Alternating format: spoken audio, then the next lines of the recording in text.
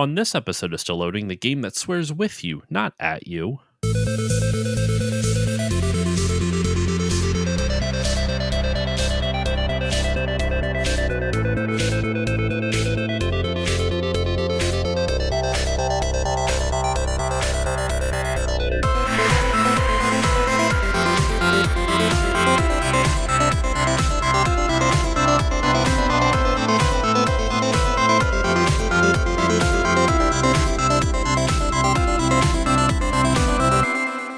Hello, everyone, and welcome to this new episode of the Still Loading podcast. I'm your host, Josh Koval, and today on the show, I have a very special guest for you all. The creator of one of the most iconic arcade games of all time is here with me today. You may remember the character as Q*bert, the lovely little creature that loves to swear with you, at you, however you interpret it. And with me today is Warren Davis, the creator of the game. Warren, how are you doing today? I am doing fabulously, Josh. How are you doing? Doing very well. Thank you so much for setting aside some time for this. I've been looking forward to this all week. I wanted to talk to you because, one, I'm a huge fan of video game history. I love learning about it. And I'm coming at this from an interesting angle, though, because I was born after Q*bert came out, but I love video game history. And so I wanted to speak to you because you created Q*bert, one of the most important and iconic games of all time. And one of the things I actually found most interesting about doing a little bit of research about you is that you came to video games kind of in a roundabout way. You didn't necessarily want to start out in the game industry. You wanted to be an actor, correct? I would not say that. I certainly became both, but I started out as an engineer. Okay. Being an actor was something I started doing in college, and I just did for fun. I don't think I ever really envisioned a career of it until I quit my job with Bell Laboratories and moved into Chicago to study, even then, not acting, just improvisation from Second Hmm. City. So I was inspired by Second City, and Chicago was the only place at the time where you could study improvisation. And it was while I was studying improv that I actually saw the job at Gottlieb. There was an ad in the paper, and I actually started working while I worked for Gottlieb while I was actually taking improv classes. So anyway, so it's not like one came before the other, Yeah. And the other thing is, I was an engineer in college. I was studying engineering. That's when video games came out. That's when I was first exposed to them. And man, I would have loved to believe I could have a career in video games back when I was in college. I just didn't think it was possible. I just didn't know Hmm. how a person got a job like that. But yeah, acting is something that I really didn't take seriously until later. So you enjoyed video games before you got into the industry. I was actually going to ask, like, was it something that you kind of discovered after you got hired, or was it something that you always had an interest in? But now it's clear that you did. So what were some of the games that you enjoyed before you got into the industry? What were some standouts for you? I mean, listen, I was there from the very first video game. The first video games came out when I was a freshman in college. So every time there was a new game, I just ate it up. Pong. If you can imagine a time when Pong was Yeah. new and revolutionary, I know it's very difficult to imagine that. Well, and every company had their own version of it that they would sell for their home consoles and stuff like that. Well, yeah, and then of course, it didn't take long for there to be, Tank, and then Nibbler, and then Breakout, and so. But literally, throughout the '70s, I just, I was a huge video game fan in the arcades. I wasn't really, I didn't have any home system. I didn't own a home computer. It was really a social, go out to the Okay. arcades and play kind of a thing. But Time Pilot, Pac-Man later on, Missile Command, just there, yeah, tons of games that I loved. So then you ended up working for Gottlieb, but you didn't initially, like, what was your degree in initially? Because you weren't doing game programming at first. You were working on other things, right? What were you working on professionally before you got hired by Gottlieb? I was an engineer.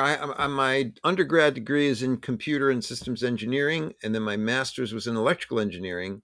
Okay. And I worked for Bell Laboratories as an engineer, doing really test writing and test performing on their new revs of software for their operator system. Okay.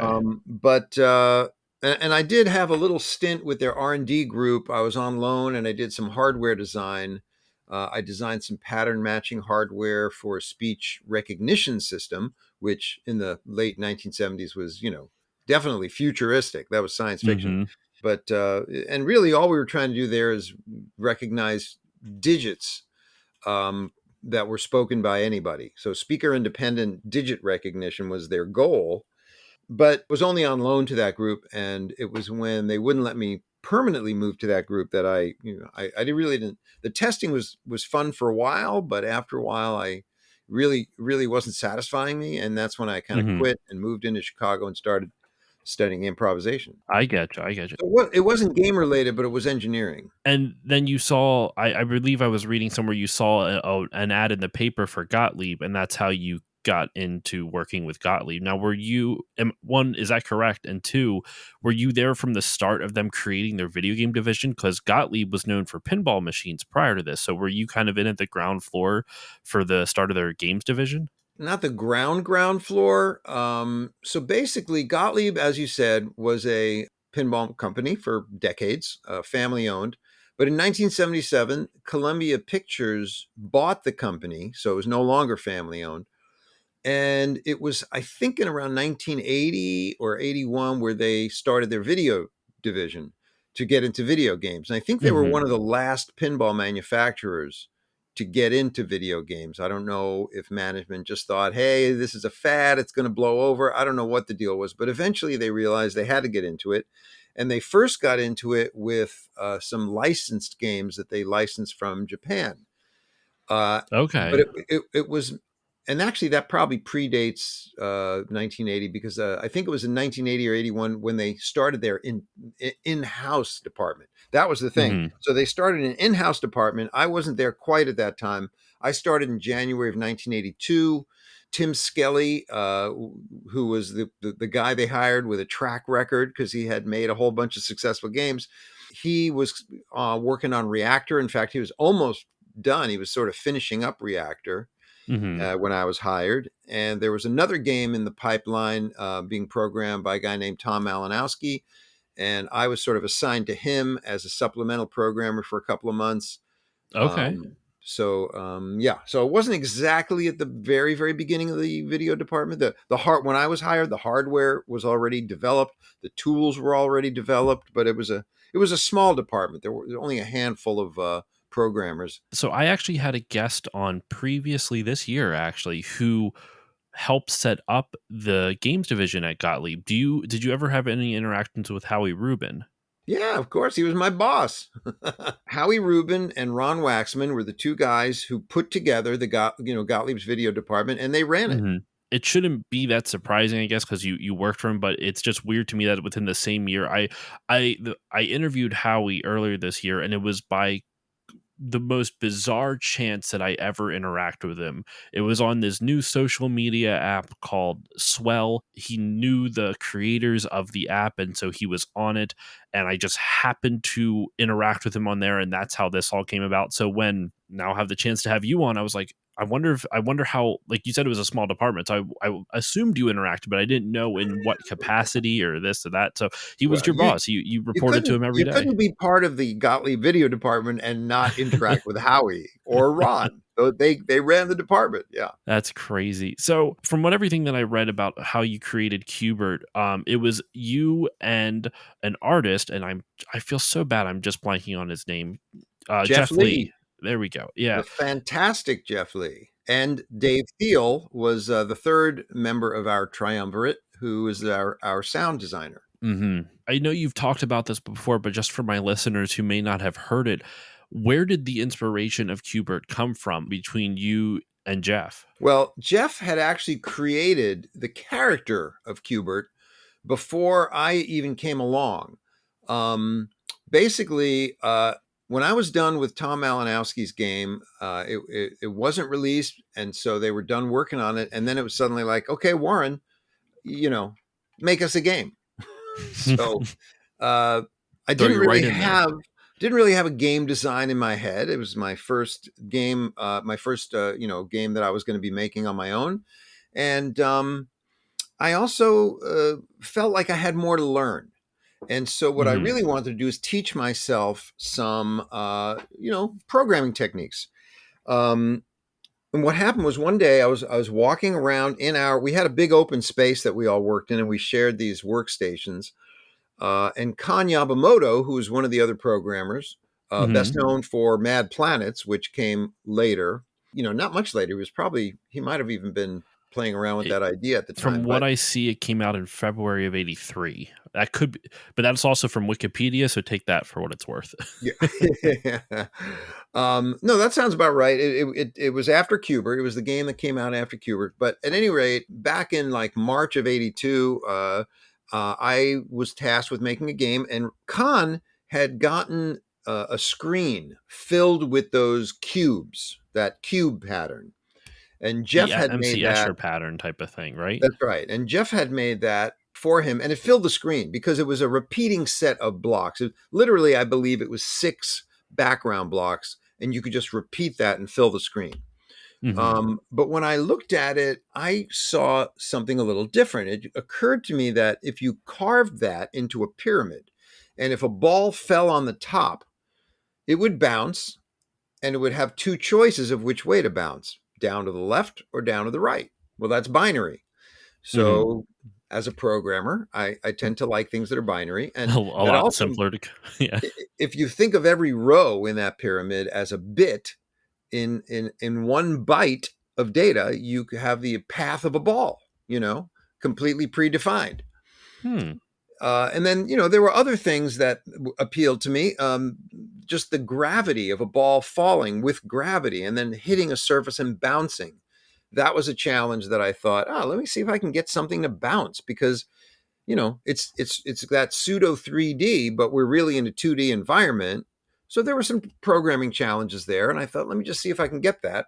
So I did, and I asked Jeff to draw me up a ball, which he did, and I carved that full screen, whatever background blocks I needed to give myself edge pieces, and poof, I had a pyramid and a ball, and I started programming, and I had balls bouncing down the pyramid.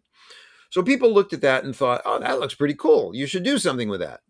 I did have a game idea. I didn't even have a player character, but that was the next step. I went to Jeff and I said, do you have characters that I can use? And it just so happens he did, because Jeff was an inventive guy and he always had a lot of ideas. At Gottlieb, though, if you needed a programmer to make your ideas happen, and there weren't that many programs going around, Hmm. but Jeff was very gracious and he showed me all these characters, and they were amazing, because Jeff's an amazing artist. And I saw the one that was round with a long nose, and to me he looked kind of pathetic. And I thought, yeah, that's my player character right there. That's a good way to look at it. Like, I So picked the pathetic one. It is interesting that you kind of approach it almost as creating a physics engine and then finding a game, like pulling a game out of the physics engine instead of coming up with a game concept first and then figuring out a way to do it. I find that interesting where you had an idea for just this cool thing to see, and then the game came later. yeah, that's exactly what happened, and that's just kind of the way my brain works. I can't think of something that I can't think of, right? So I'm not experienced enough at that point Yeah. to come up with a fully fleshed out game design. And the reality is, it was like the Wild West. There were Hmm. no rules. You sort of made up the rules as you went along. So I started with a pyramid and balls bouncing down, and people liked it. And then it was like, well, the pyramid, it's like a play field. A player can jump around, and so that was the next thing I did, and it just literally continued on that way, one step at a time. Every time I did something, I thought, okay, that's cool. I like that. What should I do next? And sometimes I had an idea. Sometimes I had no idea, and the idea came from somebody else. Do you feel like your work, your training in improv had any influence on your design on Qbert or any other games you worked on in your career? It's hard to say, but I do think training in improv is just valuable for anything you do in your life, because it teaches you a number of things. It teaches you to think on your feet. It teaches you to listen. Listening is a huge part of improv. And it, Mhm. it teaches you to be fearless. You know, It's like, don't be afraid of going down this path, because you can go down that other path next, or you can, Yeah. you can, you know what I mean? It's hard to describe if you've never done improv, if you've never actually stood on a stage and like improvised a scene, but there are guidelines to improv. It's not like there are literally, you to just say anything that comes to your head. Yeah. I mean, you can, but it's not entertaining to an audience. So, there are, like I said, guidelines that help you get through improv as a performance art. But I do think they're valuable in your life too. You just helps you just be at ease no matter what you're doing. The reason I asked that is because your design approach kind of reminded me of the whole yes and mentality that improv. I mean, that's a very basic tenet. I understand there's a lot more to improv than the yes and mechanic or yes and concept. And for those who don't know, yes and's just the idea of someone says something, you say yes and then you add to it. And the way you kind of described your process with Qbert was Warren design a game, yes, and here is my tower of here's my pyramid with balls bouncing down. And then you almost said it to yourself there where you're like, all right, yes, and how do I make a game out of this? And then you went to Jeff, got everything, and you just kind of kept pulling out the bit by bit. So that's why I kind of was thinking like, how much did you feel your improv helped with that? But it helps with a lot of interpersonal skills, like you said. I took one semester of improv in college. I'm not an improviser. I'm not good at it, but I found it was an immensely fun class to take. So I do have a couple more questions about improv, but before I go too sidetrack, I want to stick on Qbert a bit longer. So you once you started kind of coming up with the game mechanics, uh, like how did you decide to iterate on that to increase the difficulty? Honestly, it was whatever seemed logical to me. It's whatever, it Hmm. really, this thing is, people tell me how groundbreaking that is, but nothing about it felt particularly groundbreaking to me while I was doing it. It all seemed just obvious and I don't mean to diminish anything, but it just, you know, it's like, okay, well, if he's jumping on a square once, what's harder than that? Jumping on a square twice. You know Yeah. what I mean? Hmm. It's not a huge stretch. And then like, well, what's harder than that? Well, you jump on it once and then you jump on a second time, it reverts back to the original color. That's even harder. So those kind of things were fairly obvious. They seemed obvious to me as far as where to go to make things more difficult. I feel like it's something a lot of people who create who end up creating things that are super influential. It I feel like a lot of people who create it say that because it's like, of course, I mean, it's common sense to you, and but that's interesting to people like me who maybe don't have that same thought process. That's why we dive into things like this. That's why I like to dive into things like this, because I'm learning someone else's thought process and Mm. learning kind of in a way of how they kind of approach different problems. And Qbert was, it's funny because now there's years and years of game development now, but I feel like the idea of like increasing the difficulty, I understand in the arcade business part of it was to put more quarters in, make players come back to uh pay again and try again. But like what I found interesting about Kubert's difficulty is that it was a very logical progression, and it never felt like from like, I'm bad at Qbert, full disclosure. I'm so bad at the game, but like watching other people who are better than me play it, seeing how the difficulty progresses, it feels very fair. It doesn't feel like it's trying to ramp up too quickly. It feels like it's a very gradual progression, and sometimes it's simple tweaks that make the biggest impact. So I wonder if that's where people kind of come at. I don't know, at least that's how I view it for Qbert. It's like it's a very simple tweak, but that simple tweak makes it the difficulty that much more noticeable, if that makes sense. I don't know if I'm explaining things all that well, but at least I feel. Well, um, the tuning on Qbert was a little bit of black magic, because I had never really tuned a game, mhm. and I didn't know how to judge whether something was too easy or too hard, because I mean, I wasn't a super fantastic game player. That's one of the reasons why Qbert is tuned in such a way that after a certain number of levels, the tuning doesn't change. It literally doesn't get harder. because I could not envision anybody reaching that level.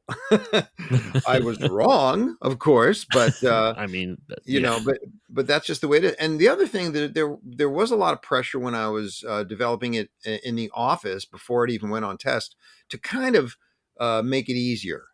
I had it at a place where I was comfortable with it, but people who came, that's the first thing you do with a game. The first sort of testing it ever gets is the people in the office come by and play it.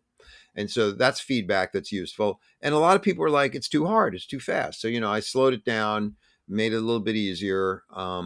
It was literally black magic because I couldn't, I had no way of knowing if it was going to be good or bad. I really just had to go with my gut. I getcha. I getcha. So once the game came out and I mean, it sold super well. It became super popular. What was it like for you during that time, just seeing this explosion of Qbert, like in pop culture, in the zeitgeist at the time? Like there was Qbert merch, there was cartoons, there was so many different like things you could buy with Qbert on it. What was it like for you during that time seeing that happen? It was nutty. It was weird. It was absolutely crazy. I mean, it really was. People again nowadays may not be aware how huge Qbert was in like 1983. It was crazy. But the flip side of the coin is that I was completely anonymous. I mean, nobody knew that I or Jeff or Dave, any of us, had anything to do with the game. We were actually interviewed. The three of us were interviewed for a video games magazine, and Gottlieb would not let them use our names in the article. That's So we yeah. had pseudonyms. I was D, capital D, period, Ziner, designer. Jeff was R, period, Teast, Was it artiste, spelled and like Teist? Teeste, T. Wow. artiste. Okay. And Dave was J, period, Walkman.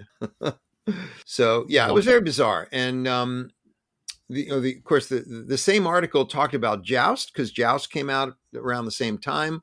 It was Hmm. also a hit game, and the theme of the article is that these were two American-made games. When like all of the hits were Japanese games, these were like two super popular American-made games. But Yeah. the people at Williams had no problem using John Newcomer's name or Eugene Jarvis or Ken Fedesndo or Bill Futzenreuter. All the guys involved there, their names were in the article, but ours were not. It was kind of a weird thing. But anyway, the upshot is I was completely anonymous. I could watch, like I could stand at a bar and watch people play Qbert, and there was just like this huge satisfaction in me. And I would sometimes be tempted to say, "Hey, I made that game," but then I wouldn't because I would think, I'm just some schmo in a bar. Anybody could say, "Hey, I'm the guy that made that game." Yeah. Yeah. No one would believe you. Exactly. I didn't. That's I would never have expected anybody to believe me. so surreal to think about, to create something that is that popular but not be able to prove it to anybody at the time, except like I suppose maybe I could I could have brought the source code printout. I suppose that is something. could have started carrying that around with me. Not like Do it you fits in still my have the back source pocket. code for it? I do. I've got the Do whole you? listing. It's on that ribbon paper that has the little holes on the side and a Okay. dot Okay. matrix printer. It's like, I want to say maybe like 13 inches or 14 inches wide, and it's about 3 inches thick of paper. It's That's so cool. yeah. That's wild. There's I'm sure you've already heard of them, but like the Video Game History Foundation, they have like a source code project where they try to preserve the source code of a lot of video games and everything. Hmm. Um so I don't know if I'm not a part of them, but I don't know if that's something that would interest you if you want to preserve that. I don't think they take it or anything. I don't know. I actually gave my printouts. I have three printouts. I have Qbert, Faster, Harder, More Challenging Qbert, and Us versus Them. I have the source code printouts for all of those, and I gave those to the National Video Game Museum Oh, in Frisco, Texas? Texas. Okay, okay. Um, John Hardy over there is a friend, and they were going to scan it for me and then keep it, But I think I don't know exactly what happened, but I ended up getting them back, and I actually have a scanner, and I still have not scanned them all. I think I scanned faster, harder, more challenging Qbert, so I have that digitized. But yeah, my goal is to scan all three of those, so at least there's a digital record of the source code, and That then is so I cool. will give those originals to the National Video Game Museum. That's so cool because I mean, one of the things that they talk about at the Video Game History Foundation is that so often game developers get rid, or maybe not the developers themselves, but the company that owns the game, they just get rid of the source code because it was disposable product. They would make it, release it, and trash it, and so a lot of source code is just gone. So when I hear Yeah. developers still have the source code to their game, I always find that really cool. Uh, I mean, listen, nobody ever thought that any of this would be remembered 40 years later. It was disposable mhm. entertainment. Yeah. 6 months and on to the next thing. Especially when you consider there was the video, at least in North America, the market crash in '83. Like it, at least the home console market. I think arcades were still fairly popular, but The arcade world had a crash in 1984, and I think it lasted through 1985 before it started picking up again, I believe. okay, okay, yeah. I mean, I think it's just that perception by the companies. I'm not surprised because the market's crashed, so they kind of viewed this as like, oh, this might have just been a fad or something like that. Obviously, we're 40 years on from Qbert, and it's still going strong. There's still just, and there's a lot of interest in video games, in video game history. Hence, you're on this podcast talking to someone who didn't even get to experience it firsthand, and I'm fascinated by it. Um, I wanted to go back though to your time at Second City because I was reading that you got to improvise with George Wendt for like Norm from Cheers. Did I read that Wow. correctly? No, No. that's that's a Who definite who lied no. to I me don't. then? I saw George Wendt perform in Second City. That might have been it. I might have misread. Like, Yeah, you that's saw a George very Wendt perform. different Okay. thing. Yeah, very, very different thing. Did No, you ever get to interact with any of the people who would go? George went on to Cheers. Mary Gross was, I believe, you also said you saw her perform, and she went on to do SNL, or yeah, maybe she Mary was doing it at the Gross, time. Tim Kazurinsky. I actually talked to Tim Kazurinsky in a bar once back in those days because I think he was playing Qbert, and I knew him from Second City, and there was this bar in Chicago called the Gaslight Corner. It was kind of an actor's bar. But I remember talking to him about software. I told him that I made Qbert, and we were talking about basically computer programs to format scripts, which Hmm. back then didn't exist. And I thought, wow, that's a really smart idea. Somebody should get on that. And of course, somebody did, and I didn't because I was busy doing other things. But yeah, but that was an interesting idea that That's good potential. that's crazy. Do you still practice improv, or do you still do anything I know you're now, like, you've acted, and you do a lot more stuff in terms of acting. Do you direct as well?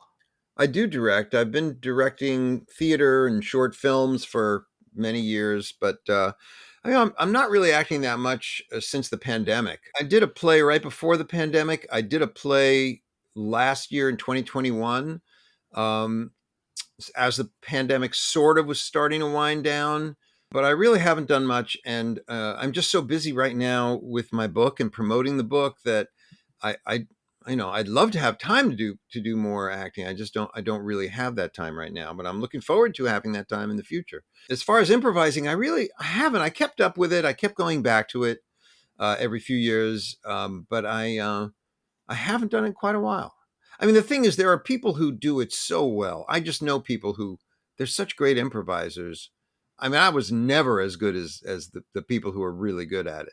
So I might just leave it to them. I was just curious because when I saw you improvise, it's like I love improv. Like I wouldn't say like I said, I took it in college. I was actually, because I went to school for game design, and it was one I had to take an acting class for it.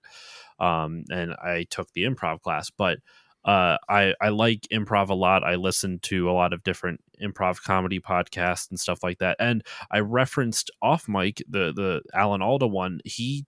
His whole thing is that he has a foundation that teaches scientists improv, so that way they can be better communicators in trying to communicate the difficult concepts that science that they're trying to study or explain to people like me who don't understand, who may not understand it.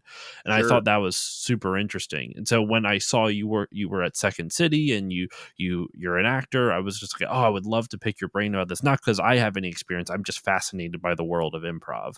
How long did you stay at Second City, like studying there? Well, it was a year program. I Okay. went through there, and this, and by the way, this was the school at the time was the Players Workshop of Second City, and there was no Second City Training Center.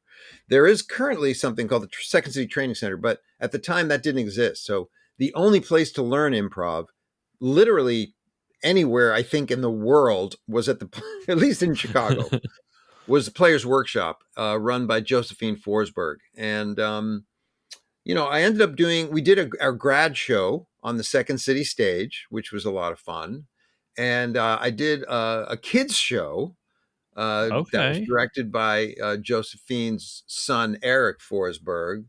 And that was fun. And then I went and started, basically performing with an improv group. And we would perform at clubs around Chicago and things like that. And I did that maybe a year and a half, something like that. And it was fun, but it kind of got old for Hmm. me. And also I started becoming intrigued with what like actual acting was. Like I was trying to wrap my brain around, well, what is it? What is acting all about? So eventually what I did is I took a 2-year Meisner technique program in Chicago, Okay. and and I just found that a little more satisfying than improv at that point. So I pursued actual acting and started doing plays and anything else I could find, because that's what actors do. You just Hmm. find the next gig. But meanwhile, my day job was always making video games. The nice thing about theater is it's nights and weekends, so you have your daytimes to do your day job. But I've always found that my jobs were always fairly flexible. Like if I needed to take an hour off in the middle of the day, I could, or if I wanted to work on a weekend, I could. So, and that was the thing that always attracted me to any job is the idea that it's not about literally clocking in at a time and clocking out at a time. It's about getting your work done. It's about doing your job. So, yeah, I was able to do both. That's really cool. To get back to the games you've worked on, your first game was Cubert, but then you went on and you worked on tons of other stuff, like just throughout the years. The From what I can see, the two games you designed personally, one was obviously Cubert, and another one was Revolution X in 1994. But you worked on a lot of other games. Did you No, design well, any first others? let me correct you. Okay. Revolution X is not a game that I designed. I was on the design team, but your question to me was, games that I designed personally, which Oh, basically, yeah, Qbert was a game in which I was the designer. I mean, certainly I collaborated with Jeff and Dave, but nothing went into the game if I didn't put it in the game because I was the only programmer. I getcha. There was another game I worked on called Exterminator, in which that was a very similar experience. I was the only programmer and the game designer. Uh, Also, for Gottlieb, the Laserdisc game Us versus Them, I wasn't the only designer, but I was the only programmer. And uh, Dennis Nordman, who had the original concept and developed the game with me and a couple of other people, Dave Faust and Rich Tracy, um, he gave me pretty much free reign as to the actual gameplay. So my contributions to Us versus Them were very large. But when you talk about Revolution X, it was really the same design team as Terminator 2. And the leads Okay, for that leads for both projects were George Petro was the programming lead and Jack Hager was the art lead. And so I was I guess you'd say I was a senior programmer on both of those. And we also had a junior programmer. Both of those games at the core were 6-person teams. There were usually 3 programmers, 3 artists, and then we'd bring in more people as work needed to get done. But definitely more of a team effort, and certainly not me at the helm on either Revolution X or Terminator 2. This brings up a really interesting point because it's very important to me that these details are known, and it's so easy to warp the details with one little phrase out of sync or out of step in an article online, and all of a sudden it's like a game of telephone where somebody misinterprets that, and then they retell the misinterpretation, and it just grows and grows and grows. And I've certainly over the years, I've heard some whoppers about Qbert that just weren't true. And so it's always very important for me to set the record straight. I don't take credit for things I didn't do, and I want to make sure that the people who did things get credit for it. Yeah, yeah.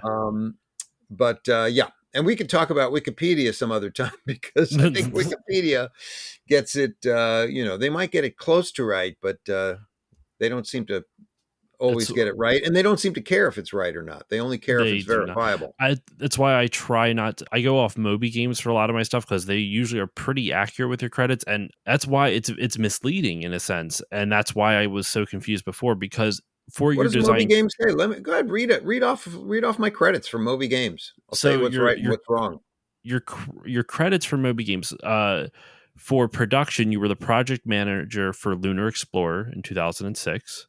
Is that Yeah, that's correct? true. Yeah, kind of. It said and this is where my confusion was. The designed by credit is Qbert, and then just design is Revolution X, and that one letter by, or not one letter, sorry, that one word by is the big difference, because designed by would imply that you created it, and just design meaning you worked on the design team. So that one word makes a huge difference. The other credits that it has for you, for your programming and engineering credits, programmed for Qbert, obviously, Joust 2, That's Terminator correct. 2, That's correct. Revolution X, That's correct. Cruising With USA. other people on Terminator Well, 2 and yeah, no. Revolution. This design. This is just showing what your credits are. It doesn't show, Okay, like, I would have to click into the game and then look at all the different credits gotcha, for gotcha. for everybody on there, because there's a lot of credits for these. Obviously, Cruising USA. I had nothing to do with Cruising USA. That was Eugene Jarvis and his team. The only thing I Interesting. supplied for Cruising USA was my digitizing system. Art tools. That's what it says. Yep. There you So go. it says you have art tools for Cruising USA and WWF WrestleMania, Correct. and you did art tools for Cruising World in '96. Well, yeah, that just means they used my digitizing system. I wasn't actually involved.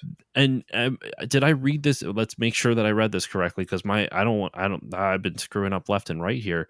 Did you create that digitizing system for Terminator 2? It was actually created much earlier. It was created for NARC. That was the first game that used it, and it was, the first iteration of the digitized system was fairly crude. And then before NARC was released, I actually left Williams. So I was gone making Exterminator for Premier Technologies, and then I came back to Williams for Terminator 2. And at that point, I picked up I was surprised that, having been gone for 3 years, nobody had sort of, picked up the mantle and improved the digitizing system. So I took it upon myself to continue to improve that throughout the next few years. Okay. It also has you listed as software support for NHL Open Ice 2-on-2 Challenge. No direct involvement in that game that I recall. Just probably just used my digitizer. That might have been software support. So I wonder if that. I think that's the crate that there's not a lot of conformity with, like, credits back. I guess at one point in time, now everything's become a lot more uniform. So I wonder if Yeah. back then it was a lot harder. But then title engineers for Disney's animated storybooks, Mulan, and Tarzan's Disney Activity Center. That is true. I did code those titles. You worked at Disney Imagineering for a number of years too, correct? No, for a number of months. For a number of months. It was Okay. actually Disney Interactive for 4 years. That's when I worked on those two titles, as well as a number of other things, including tools. But it was after that that I went to Imagineering, but I was only there for 4 months. All right. And then the last programming credit I see here is for Spyro Enter the Dragonfly, where you were you the project coordinator and the senior engineer. Yeah, yeah. I actually wasn't the senior engineer, or I guess there was a lead engineer. So I wasn't the lead engineer, but yes, you guys, you could call me the senior engineer. And project coordinator was a title I kind of gave myself because that project almost completely fell apart, and and I'm ashamed to admit this maybe, but I'm responsible for that title getting finished. But that's a whole other story that you asked me, if there was anything I didn't want to talk about. I don't want to get into too much details about Spyro Enter the Dragonfly. Then That's we will not go into that. But you have nothing to be ashamed for. I'm the one interviewing you and getting all this information wrong, and I'm going to keep all of my mistakes on the in the final cut, just so everyone can Well, hear. don't feel bad. I mean, you're not getting things wrong. You're finding some, and again, it's not, this information is not horribly wrong, but it's somewhat misleading in little bits and pieces, and that's the thing. And not to change the subject, but that is the reason, one of the main reasons why I wrote my book, is to set the record straight. And only in a book do I really have the opportunity to go into all the details about all the games that I worked on, and just sort of, set the record straight. Do you even go into details for Enter the Dragonfly in the book? No, no, I don't. But that's another book somewhere, That's another. some dark future, maybe.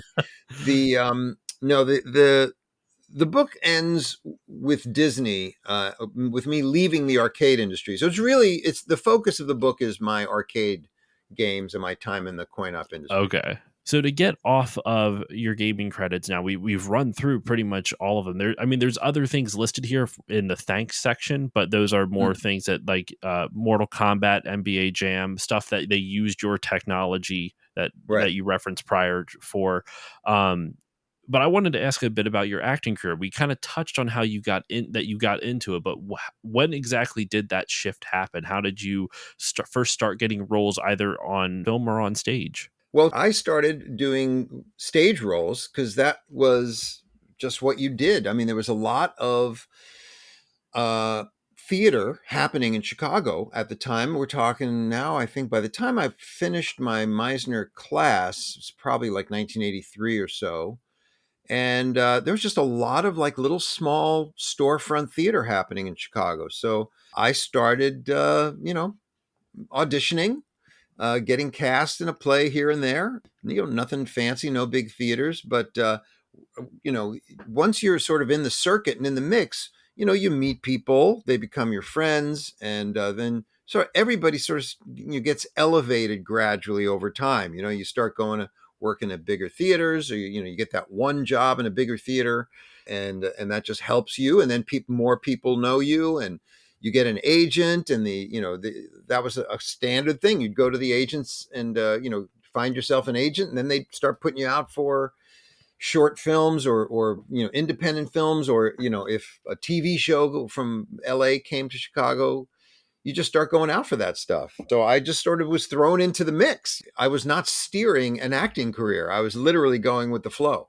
But I loved performing, and I loved, especially loved theater, and it was something I had more control over the theater I did than I had over being in film or TV. Because that you're at the mercy of the agents and things like that. But for theater, I could set up my own auditions, and then it was all up to me. I would either get cast or I wouldn't. And yeah, I had some amazing theatrical experiences, and I would do theater like gangbusters. There were times where I might be in three different plays at once. I'd be at a Wow. regular, like your primetime weekend slots, but then maybe I was doing a late night show somewhere else, and then I was doing a midweek show somewhere else. I would just when I think back of it, I don't even know how I had time to do everything because I was still making games during the day. That was my day job. That actually gets me to think of another question. Uh, I had a guest on a year or two ago, and he was talking about the comparisons of the type of media that video games are, and comparing it to other types of media. And a lot of times, people always compare video games to movies and whatnot. And his argument is that video games are closer to theater because, like a video game, every time you play it, it's going to be slightly different. Every time an actor performs a play, it's going to be slightly different. The audience that shows up each night is going to get a slightly different performance, just like everyone who plays a game is going to get a slightly different outcome in how they either play or how the game interacts with them. Would What do you think about that? Like, do you agree with that idea, or would you compare video games to some other type of media? Well, what you said is absolutely true in that, a play is going to be a little slightly different every time.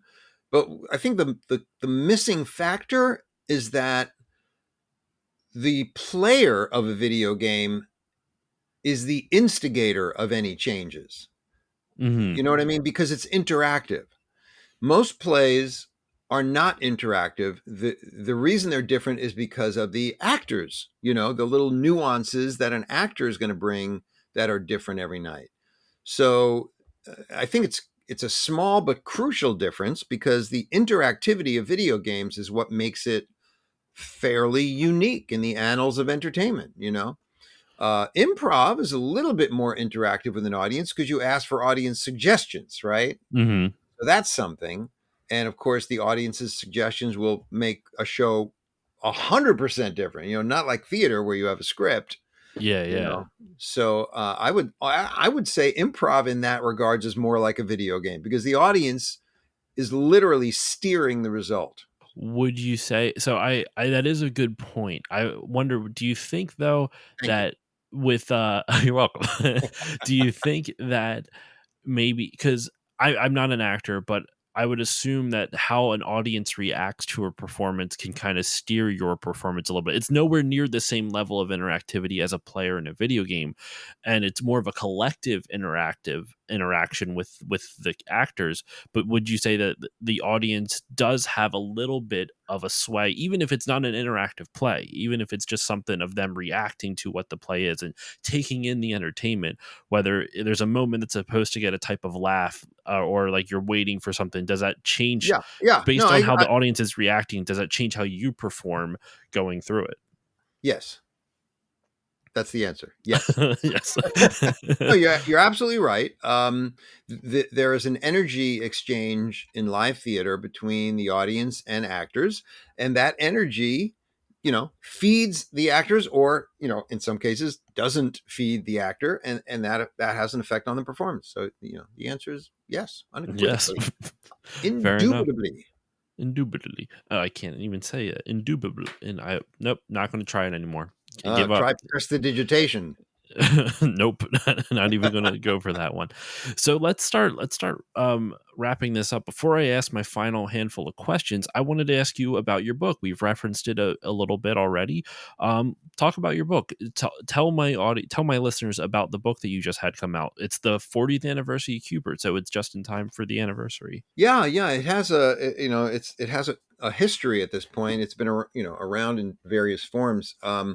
I first started thinking about writing a book years ago. I was doing retro gaming shows because they became a thing, and I was going and telling stories and remembering stories and running into old colleagues, and we would shoot the breeze, and then it was like, oh yeah, I remember that. And so there were a lot of things that came up, and of course I'm not I've said this before, but not in this show, but I've said this to other people. I'm not by nature a person who looks back at the past. I'm always focused either in the present or in the future. So this whole notion of going to retro gaming shows and celebrating my own past, as well as other elements in the past, it's a foreign thing for me. It was a difficult thing for me to get used to, and but as I did more of these retro gaming shows, I realized just how many stories there were, and I just didn't have time to tell them, or at least to give them their due in an Hmm. hour talk or a 45-minute talk. So I had the idea of writing a book, and I would, and I would talk to Jeff Lee about this because we would see each other occasionally, and he wanted to write a book as well, and you know. For me, it's writing a book is a hard thing. I don't maybe it's easy for some people, but it's a daunting task, Hmm. and it involves delving into your past for a memoir like this. So I put it off for a long time, and I just it sort of kicked around in my head, and I think I realized at some point that the book that Jeff wanted to make and the book that I wanted to make were kind of different. But he went off and made his own, getting recollections from other people about all of the games that Gottlieb made, which is really fascinating and slightly different from what I want. So there's some overlap in his book and my book, Yeah. but his book really covers Gottlieb and all the games and the people in much more detail, whereas I'm focused pretty much on my own experiences, which not only involve Gottlieb, but then go beyond Gottlieb to other companies. But anyway, I started there was a point where I felt like I had an outline. I had it sort of organized in my head, just roughly.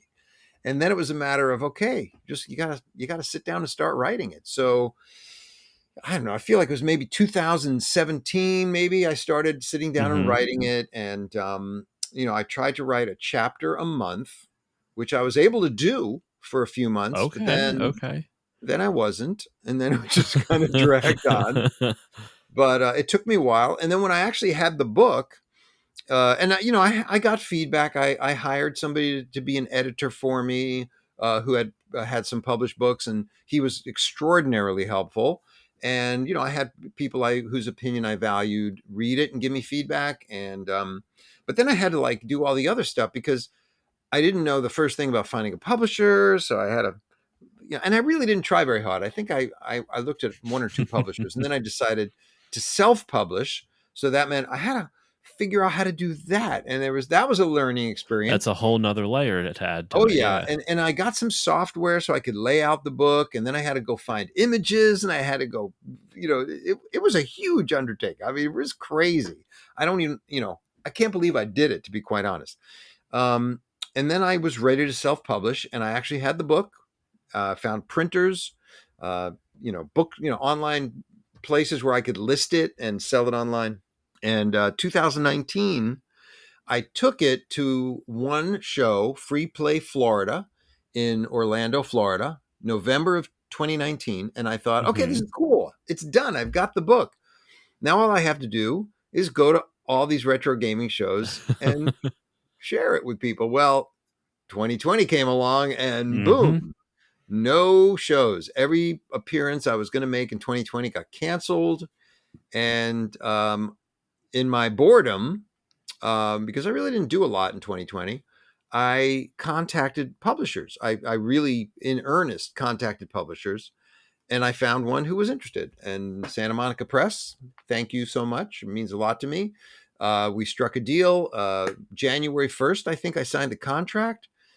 Then the bad news was it's going to take like 9 or 10 months to come out with the new version of the book Yeah. because they needed to go through their editing, they needed to do layout, they have supply chain, blah blah blah. And then that got delayed because of COVID, and so it Hmm. really wasn't until January of this year that the book was finally published. And now it's published. I have it. I can hold it in my hand and sell it to people. Or you could buy it on Amazon. It's available everywhere online. Literally, any bookstore you can imagine, you can order it from. It's kind of serendipitous, though. I mean, it stinks that it took this long because that wasn't your plan. But the fact that it essentially the mass publishing run that you're getting right now is on the 40th anniversary, is in the year that Kubert turns 40. So it's Mhm. kind of like this, like worth it. It it matches up really well. I know that wasn't the plan. It went through a lot of headaches trying to get to here, but Well, it kind of works out. plans don't always work as you originally envisioned, but the important thing is that you achieve your goal. So I'm thrilled. I'm absolutely thrilled. That's great to hear. I was telling you before, I was telling you off mic, I have not had a chance to read your book, but I wanted to have I'm out you of on here. the I don't blame you. uh, I wanted to have you on the show so I could learn more about your work in the industry, set some facts straight for myself, and also promote it, because I think video games mean a lot to me. So when I talk about history, it's because I want to share that love of history, and also get people to learn what it was like to make games back before maybe they were even alive, or before they were cognizant of what gaming was. I always find that stuff interesting. Well, I appreciate that, and I appreciate you for being interested in that, because I wouldn't be here talking to you if there weren't people like yourself who are interested in that stuff. The only reason I wrote the book is because there seemed to be people interested. Like I said, I don't find my life particularly interesting. It's not it's just stuff that happened to me, but it's interesting to other people, and because of that, I have learned to respect the fact that it's interesting to other people and try to, you know, um, get the word out and set the record straight about things. And the biggest compliment people give me, and a number of people have said this to me, is that reading the book does make them feel like they got a sense of what it was like to make a game back in those days. And, I think, as you can probably imagine, the process of making a game bears absolutely no resemblance to the process of playing a game. They're Yes. two completely different experiences. So, thank you for your interest in video game history, and you're keeping my story and many other people's stories alive, which is a wonderful thing. I don't. I mean, that's giving me too much credit. I just like talking to people. I like talking to people that I think do interesting things, and that's why I have you on. I do something that you do. You do something that I find interesting. I So like let's talking to people too. I don't know if you could tell. I it, I've had other guests on where it's like, and I won't name any names, but it's like trying. And it's not even interviews; it's just other guests where it's like trying to talk to them is like I have to pull answers out of them. Uh, I like the joke you did before, where we were talking about the interaction of theater and the audience, and you're just like, yes, that was 90% of their answers. Like you said that, like that short answer as a joke, but that was like 90% of their answers, and so then I have to stumble and fumble and improvise and try to figure out. Honestly, it's a good learning experience for me. This Yeah. is my version of an improv class, is podcasting, just fumbling through my words one You episode you at a should time. you should do an interview where all of your questions have multiple choice answers, and your guest just has to say A, B, C, or D. I like that. All right. So let's do my two wrap up questions. I mentioned before Alan Alda and his podcast Clear and Vivid, and he asked 7 questions that invite 7 quick answers. We're not, like I said before, I'm not going to ask you all 7 questions. I'm just going to pick one of them. Um, one that I was curious about for you, that I'm going to just pick one of them, is what book changed your life? Wow, that's a tough one. I've read a lot of books in my time. It can be something that just whatever pops your mind. You don't even have to elaborate it if you don't want to. You can just whatever. You can just blurt it out. I mean, honestly, the book that the book that changed my life probably more than anything else. It's called A Course in Miracles. Have you ever heard of it? I have not. What is it? What's it about? Uh, it is a cross between, well, I don't know how much detail I can get into it. It's actually divided into 3 sections. The first section is almost like a Bible. Uh, Hmm. it's it's a it's a text with somewhat religious overtones. That didn't speak to me so much, but there is a second section which is uh, daily lessons, 365 daily lessons. Hmm. And then there's a third section called a manual for teachers, I believe is what it's called. And I just found that somewhat life changing. Just changes your perspective on life, or at least changed mine. Spoke to me in ways that had a really wonderful positive effect on my life. That's really interesting. I looked it up real quick, and it it says, according to Google. So once again, take it for what it's worth. Maybe the facts are wrong. There is no author attributed to this. It was scribed by Helen Schumann, or Schuchman. I can't pronounce her last name. That's interesting. Um, All right. So there we go. A book that changed your life. I will have to. I don't read as often as I should, but maybe I'll check this out then. Well, I Uh, think a book that will change your life is called Creating Cubert and yes, Other listeners. Classic Video Games by Warren Davis, I published would by agree Santa that is Monica very Press. I will include a link to where listeners can buy your book in the show notes as well. So that way they can just click right on it. They don't have to go very far. Um, my last question, what I wrap up all my interviews with, is questions from Courtney. I don't have a theme song for this yet, so just da da da da da questions for Courtney. My wife famously knows nothing about the video game, or not, I shouldn't say knows nothing, knows very little about gaming and geek culture and all that good stuff. So she asks you today, knowing nothing about what you do or what you have done, if you could bring one mythical creature to life, what would it be? Wow. One mythical creature. Can I get a multiple choice on this? All right, centaur, um, the Loch Ness monster, um, what's other mythical creatures? The Cyclops. Let's go more Greek. I already said centaur. What's the bull with the half bull, half human? Centaur's half horse.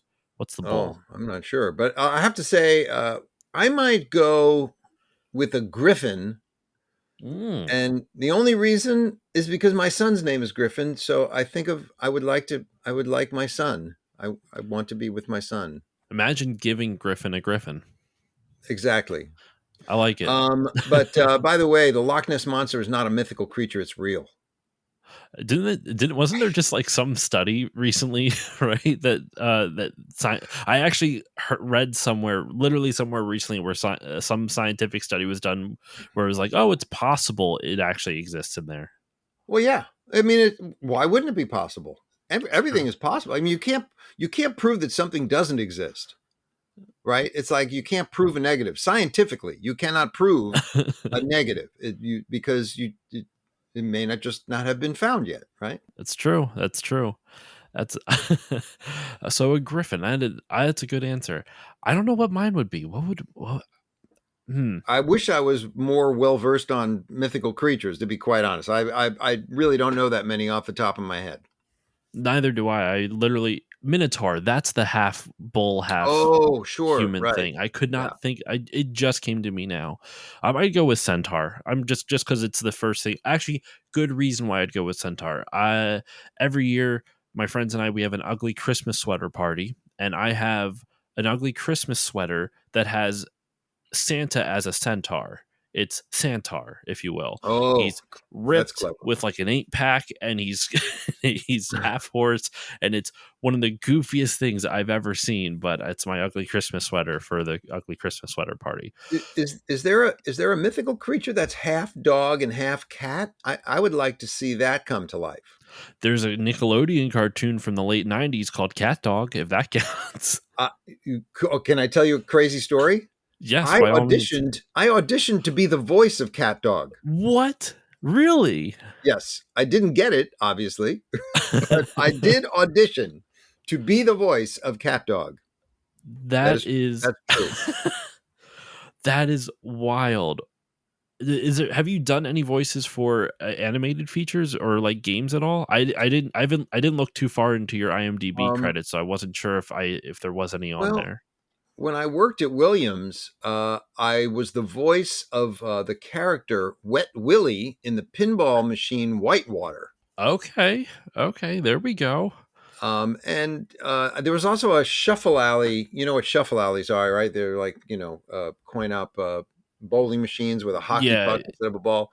And that I did the voice in at least one of those. Um, I have done some voice work, but not. I don't think I've ever done animation voice work. hmm. Yeah, I've always wanted to like try it myself, but I'm not. Acting is the first component of doing voice acting, and I yeah. am not an actor, like I said before. But all right, that should do it for this episode of the Still Loading podcast. Warren, thank you so much for joining me. Where can the good people find you online? Where can they find you online? And is there any, besides the book, is there anything else you'd like to promote? Okay. Well, they can find me on Twitter at Warren Davis 29. Also, my public Facebook page is also facebook.com/warren Warren Davis 29.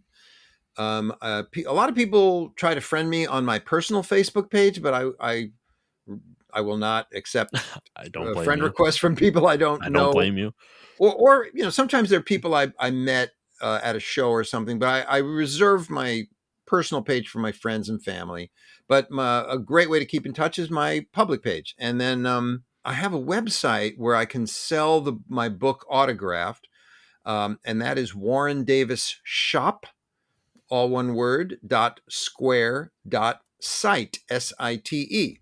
And the only thing to promote, I'm really spending a lot of time going to retro gaming shows this year to promote the book. So I've already been this year to something like eight or nine different cities. This Wow. weekend, I'm going to be in Phoenix at the Game On Expo. That might be over by the time people hear this. Yes. So this episode, just to give you a frame of reference, will be out August 21st. August 21st. Well, then I will be on my way the following weekend to South Bend, Indiana, for the Power Up South Bend Retro Gaming Con. I'll be in Cleveland in September.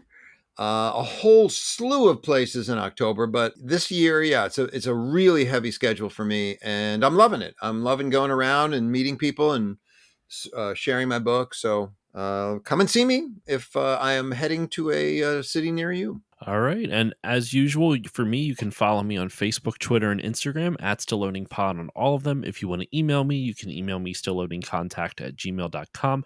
If you want to support the show, you can do that in a number of ways. You can give it a 5-star rating or review on Apple Podcasts or whichever podcasting app you use, because that helps more people find the show and it makes me feel warm and fuzzy. And I like feeling warm and fuzzy. You can also support the show monetarily by going to patreon.com/stillloadingpod. For just $1 a month, you'll get each episode a couple days early and at a higher bit rate, as well as access to a patron exclusive Discord. If you want to support the show at the $5 level, you will get all of that, as well as 2 bonus episodes a month, which usually consists of me rambling about some video game topic, ranting against NFTs, talking about retro magazines and old video game magazines and all that good stuff. So patreon.com/stillloadingpod. But the most important shout out is the Bit by Bit Foundation. The Bit by Bit Foundation is a nonprofit organization whose mission is to put video games and video game consoles in the hands of kids receiving inpatient care at hospitals. So if you want to support them, go to bitbybitfoundation.org and consider donating. And that will do it for this episode of Still Loading. Warren, thank you so much for setting aside some time tonight. Thank you for being patient with me with some of this information and helping not only clear stuff up for me, but for my listeners. I had a really good time speaking with you. Well, thank you, Josh. I did as well, and I appreciate all of your efforts on behalf of video game history. So thanks and keep it up. I appreciate it. Thank you. And that will do it, everyone. Thank you all for listening. I will see you all next time.